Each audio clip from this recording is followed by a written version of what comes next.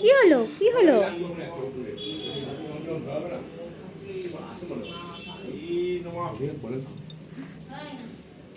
কি এখানে আসো, আসো, ডাকছে তোমাকে, আসো। এদিক দিয়ে মুখটা কি করবে? ও কি করবে? না, আপনার সাথে খাওয়ানি। দাঁড়াও দাঁড়াও দাঁড়াও, এগুলো দাও।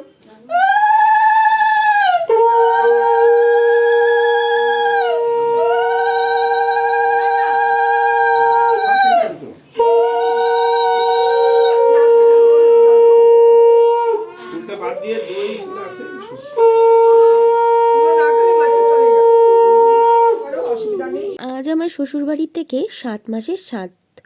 তো সকালবেলা একটা টাইম আছে, সেই টাইমের মধ্যে নিয়ম যে পঞ্চামৃত খাওয়াতে হয়। তো এখানে ঠাকুরমশাইকে দিয়ে মন্ত্র পড়িয়ে তো দেখতে পেলে যে আমাকে পঞ্চামৃত খাওয়ানো হচ্ছে। আর সব থেকে বড় হচ্ছে এই যে ছোট বাচ্চা ছেলে, এটা হচ্ছে মার বান্ধবীর ছেলের ঘরের ছেলে, তাকে দিয়ে মানে একটা ছেলে লাগে, যে কোনো একটা বাচ্চা ছেলে লাগে, তাকে দিয়ে এই পঞ্চামৃতটা খাওয়ানো হয়। আর এই কলাটা কিন্তু 3 কামড়ে খেয়ে নিতে হয়। তো আমি সেই নিয়মগুলো আমাকে বলে দিচ্ছিল, আর ও তো খুবই মানে লজ্জা পাচ্ছিল আমাকে খাওয়াতে। আর ওটা যেহেতু মানে দুধ সব কিছু থাকে না, ওটাতে ও মানে ইতস্তত বোধ করছিল।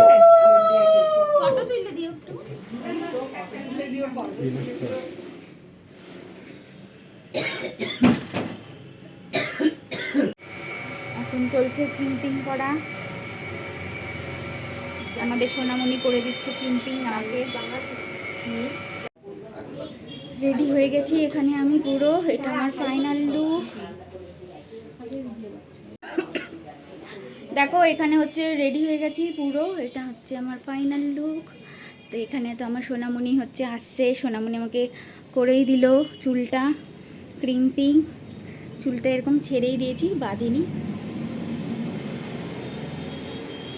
কেমন লাগছে? হ্যাঁ কেমন লাগছে? ভালো।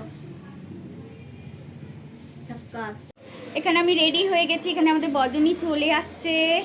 আর এই যে আমাদের সবাই এখানে বসে গল্প করা হচ্ছে, আর রান্না হচ্ছে উপরে। ডেকোরেশনটা তোমাদের সাথে শেয়ার করছি, আগে তো শেয়ার করাই হয়নি। এখানে আমাদের বাড়ি সবাই চলে আসছে। কি বললাম?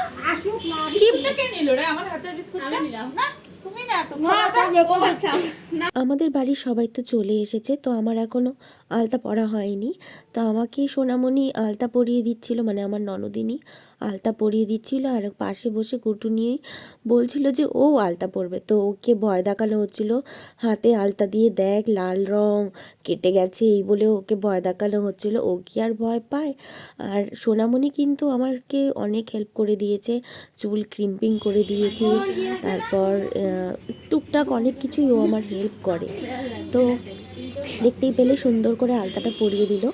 তারপর এখানে সবাই মিলে গল্প গুজব করা হচ্ছে। আর এই যে আমার বান্ধবীরাও চলে এসেছে।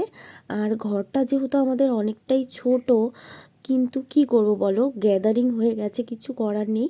তারপর আমি চলে গেছিলাম একটু উপরে দেখতে। মোটামুটি কিন্তু এইদিকে সব রান্নাবাড়ি কমপ্লিট হয়ে গেছে, শুধু ভাতটা বসানো আছে। আর না, ওরা 2টো ওভেন নিয়ে এসেছিল, তার মধ্যে একটা ওভেন জ্বলছিল না, যার জন্য অনেকটা লেট হয়ে গেছিলো প্রিপারেশনগুলো করতে। আমাকে খেতে না দিলে নাকি কাউকে খেতে দেওয়া যাবে না, যার জন্য সবার আগে আমাকে এখানে দেখো বসিয়ে খেতে দিয়ে দিয়েছে। তো এখানে একে একে সবাই আশীর্বাদ করে নিচ্ছে। ফার্স্টে আমার শাশুড়ি মা, আমার জেঠি শাশুড়ি আশীর্বাদ করেছিল, তারপরে মামনি আশীর্বাদ করেছে।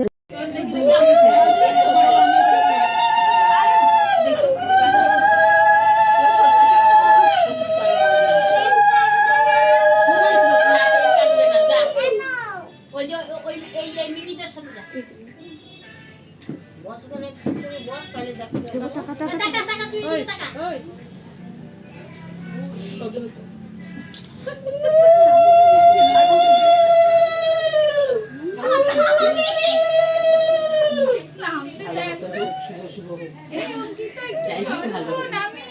দাঁড়াও যাও বাবা তুই নাম যা অফিসের মোবাইলটা কি না এই এই ওরা নিয়ে যাও ভিডিও কাইপে গেল।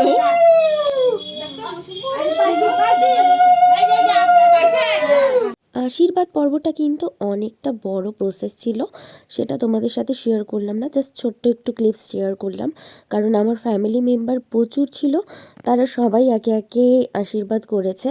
তারপর এখানে আমি খেতে বসে পড়েছি। ফুলগুলো দেখো সরিয়ে রেখেছি কারণ অসুবিধে হচ্ছিল, আর আমাকে বলেছিল সব কিছু নিয়ে 3বার করে শুকে সাইডে রেখে দিতে। আমি সেটাই করছিলাম। আর পাশে না বাচ্চাদের বসতে হয়, কিন্তু তেমন কোনো বাচ্চা ছিল না জন্য শুধু বজনী ছিল, বজনীকে বসিয়েছিল। আর আমার ভীষণ খিদেও পেয়ে গেছিলো, অনেকটা বেলা হয়ে গেছিলো, কারণ 3টে বেজে গেছিলো। আর যেহেতু এখন আমি তাড়াতাড়ি খাই, একটা টাইমের মধ্যে খাই, সেহেতু মানে আমার ভীষণ খিদেও পেয়ে গেছিলো। সকাল থেকে তো উপোস করেই ছিলাম, শুধু ওই যে সকালে পায়েস দিয়েছিল আর ওই পঞ্চামৃতটা খেয়েছি। বজনী আমাকে খাইয়ে দিল ফার্স্টে, তারপর আমি ওকে খাইয়ে দিলাম। তারপরে ও চলে গেছিলো উপরে খেতে, কারণ বললাম যে ওরও খিদে পেয়ে গেছিলো।